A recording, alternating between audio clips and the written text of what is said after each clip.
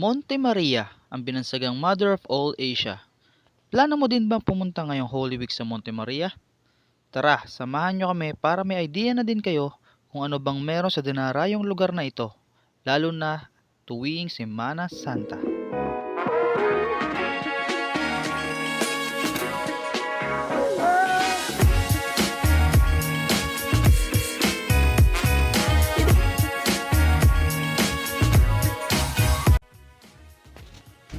Pero bago ka makaakyat sa sikat na lugar na ito, kailangan mo munang pumila. Kaya tips ko sa inyo, magdala na kayo ng mahabang pasensya lalo na kapag weekends. Magdala na din kayo ng tubig dahil malayo-layo ang lalakadin mula sa parking sa baba. Siyempre mainit ang panahon.